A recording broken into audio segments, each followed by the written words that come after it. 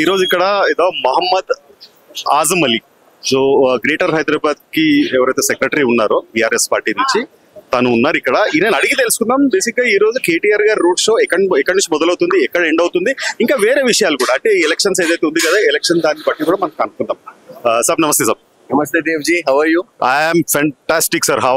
I am fabulous, sir. Thank you. Yeah, you look very fabulous. You look very smart. And as usually, the laughing face, just like a laughing Buddha, you really rock. And okay, coming back, ఇవాళ ఇక్కడ ఏదైతే వెంకటగిరిలో ఏమవుతుంది, ఏం cinema చూపిస్తారు ప్రజలకి? గిరి గిరి గిరి గిరి కేసీఆర్ పక్కా ఈసారి 100% వెంకటగిరి నుంచి 100% BR is going to win from Jubilee Hills, and this is the starting point I can say. ఎందుకు అంటే ఈ రోజు ప్రజలు చూసుకుంటే ఎవరైనా ఎక్కడైనా మాట్లాడితే ఈసారి తప్పకుండా కార్ అంటున్నారు. తప్పకుండా లాస్ట్ టైం ఏమో కార్నేమో ఉల్టా తిప్పిర్రు, హస్తం లేచింది.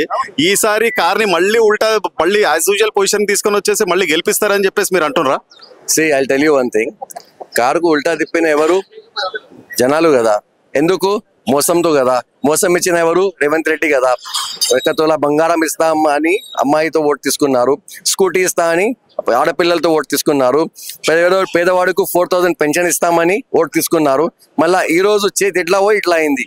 తప్పకుండా ఈ కారు కాన్సెన్సీ ఉంది. ఈసారి కూడా తప్పకుండా సునీత మేడం గెలుస్తారు. అంటే చెయ్యి వణుకుతుంది అంటుర్రా? చెయ్యి కనిపించట్లేదు. ఎక్కడైనా చూసుకుంటే ఓన్లీ కార్ స్టీరింగ్ చూపిస్తాను. మరి చెయ్యి ఎక్కడ పోతుంది? చెయ్యి పోతుంది మళ్ళీ చెయ్యి దగ్గర. ఎవరు చెయ్యి ఇచ్చినా ఆయనకి దగ్గర పోతుంది చెయ్యి. సరే, ఇవాళ ఇక్కడ కేటీఆర్ గారు ఎక్కడి నుంచి స్టార్ట్ అవుతారు, ఇవాళ ఏం చేస్తారు, ఆయన అజెండా ఏంది? It's very simple.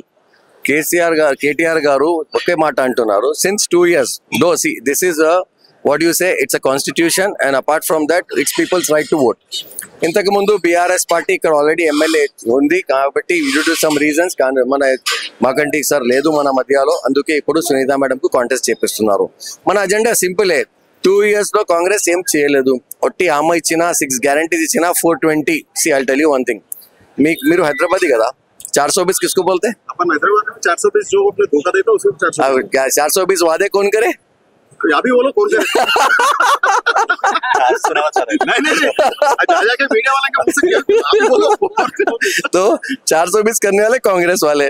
So public is realising ఒక పెద్ద తప్పు జరిగింది. ఓన్లీ ఓటు కోసం ఫేక్ మాట చేసుకొని ఈరోజు ఓటు తీసుకున్నారు. తప్పకుండా ఈ ఎలక్షన్ కాబట్టి నెక్స్ట్ ఎన్ని ఎలక్షన్స్ మీరు చూసుకుంటే 100% గులాబీ జెండా ఉంటారు. అంటే కంపల్సరీగా మీరు అందరూ కలిసి జూబ్లీ జిలేబీ తిందాం అంటారు? 100% మీకు కూడా తినిపిస్తా సార్. సరే, ఇప్పుడు మాగంటి సునీత గారికి రాజకీయ అనుభవం లేదు అని చెప్పేసి పబ్లిక్ అంటున్నారు. ఎందుకంటే గోపీనాథ్ గారికి అనుభవం ఉంది, ఆయన ఎమ్మెల్యే అయినారు, ఆయన దురదృష్టవశాత్తు ఆయన చనిపోయినారు. దాని తర్వాత ఇప్పుడు సునీత గారికి టికెట్లు వచ్చినాయి. ఫస్ట్ థింగ్ వచ్చి ఆమెకి సింపతి ఓట్లు పడతాయి అనుకుంటున్నారా? నెక్స్ట్ థింగ్ వచ్చి ఆమెకి రాజకీయ అనుభవం లేదంటున్నారు. థర్డ్ థింగ్, ఆమె వాళ్ళ గెలిస్తే పాలన ఎవరు చేస్తారు అని చెప్పేసి పబ్లిక్ అడుగుతున్నారు. దీనికి మూడిటికి మీరు సమాధానం చెప్పండి. ఫస్ట్లీ మీరు చెప్పిన కదా సునీత అమ్మ ఒక అమ్మాయి. I tell you simple example. Rajiv Gandhi was the prime minister of India. Unfortunately ఆయన చనిపోయిన తర్వాత సోనియా గాంధీ రాజకీయంలో వచ్చారు, MP కాంటెస్టర్.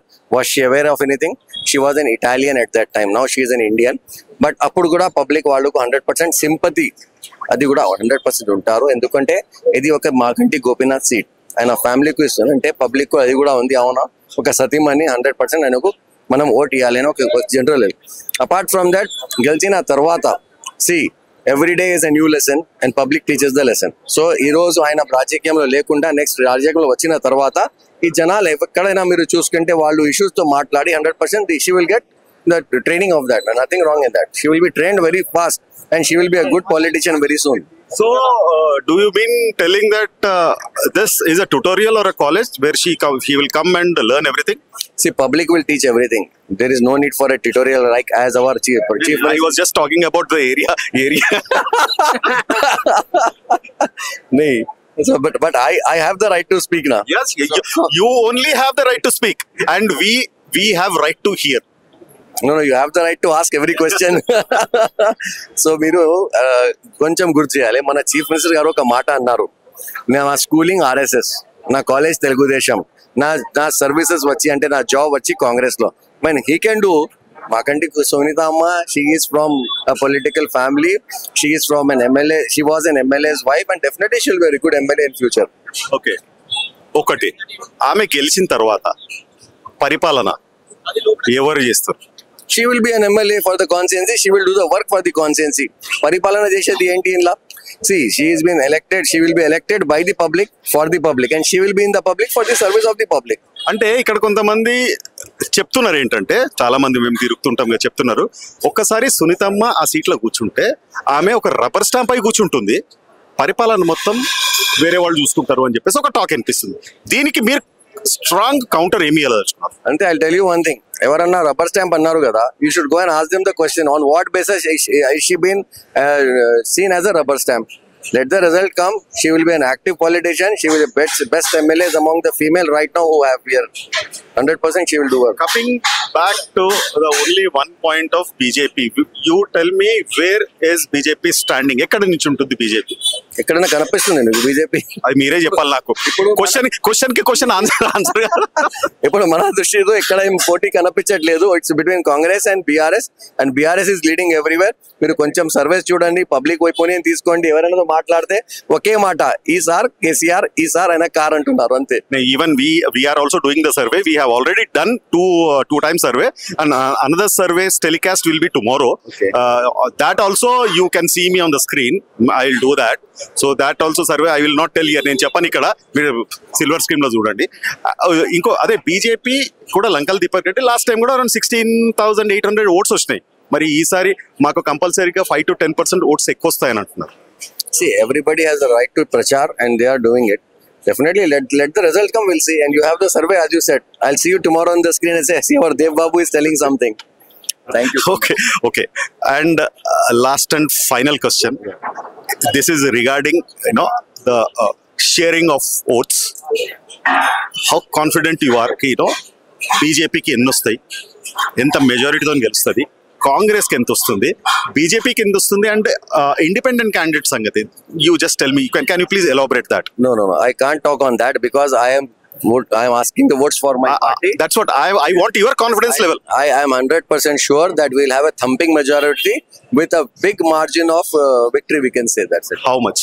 Maybe around 30,000, I believe. 30,000, I believe. Maybe more than that. So you mean that you are going to touch that 1 lakh base? Most probably very soon. Within 2-3 days, you will also come to know. I have an expectation of margin of 30,000 votes. Yeah, that's what 65,000. Actually the winning candidates in this time Will definitely touch 1 lakh. Will definitely touch 1 lakh. This is what I wanted to hear from you. Of course. And what about the independent candidates who are coming into your parties? See, I'll tell you one thing. Every individual has the right to share his views, support his willing party, and he's seeing when he's been nominating himself as a candidate. After that, if he realizes that something is going wrong, and I have done a mistake and I should go and join some other party, they are welcome. Anybody it might be.